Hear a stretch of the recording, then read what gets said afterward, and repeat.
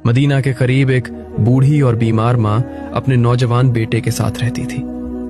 माँ चलने फिरने से लाचार थी। बेटा ही उसका सहारा था। वही दवा देता, वही पानी पिलाता, वही घर का सारा काम करता। उस दिन घर में खाने को बस एक ही रोटी बची थी। बेटा रोटी लेने ही वाला था कि दरवाजे पर दस्तक हुई।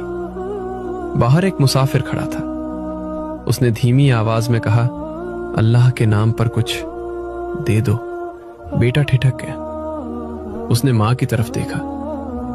मां ने कमजोर आवाज में कहा, बेटा अगर आज अल्लाह के लिए दे दिया तो अल्लाह हमारे कल का इंतजाम खुद करेगा। बेटे ने एक पल भी देर नहीं की। उसने पूरी रोटी उठाई और मुसाफिर के हाथ में रख दी। रात हो गई। घर में चूल्हा नहीं जला। बेटा भूखा था लेकिन मां के पास बैठा रहा। थोड़ी देर बाद फिर दरवाजा खटका। पड़ोसी खड़ा था। उसके हाथ में एक थाल थी।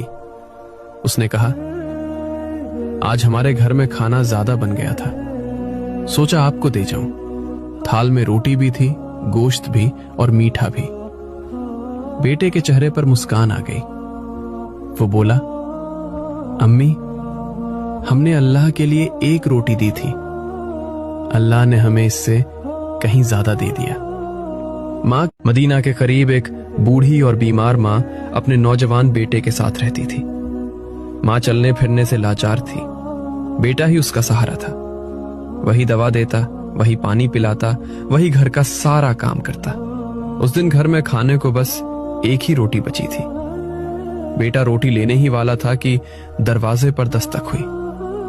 बाहर एक मुसाफिर खड़ा था। उसने धीमी आवाज में कहा, अल्लाह के नाम पर कुछ दे दो। बेटा ठिठक गया। उसने मां की तरफ देखा। मां ने कमजोर आवाज में कहा, बेटा अगर आज अल्लाह के लिए दे दिया तो अल्लाह हमारे कल का इंतजाम खुद करेगा। बेटे ने एक पल भी देर नहीं की।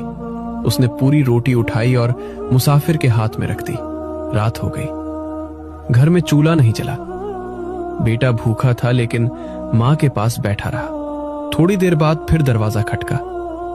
पड़ोसी खड़ा था। उसके हाथ में एक थाल थी। उसने कहा, आज हमारे घर में खाना ज्यादा बन गया था, सोचा आपको दे जाऊं। थाल में रोटी भी थी, गोश्त भी और मीठा भी। बेटे के चेहरे पर मुस्कान आ गई। वो बोला, अम्मी हमने अल्लाह के लिए एक रोटी दी थी, अल्लाह ने हमें इससे कहीं ज्यादा दे दिया। मां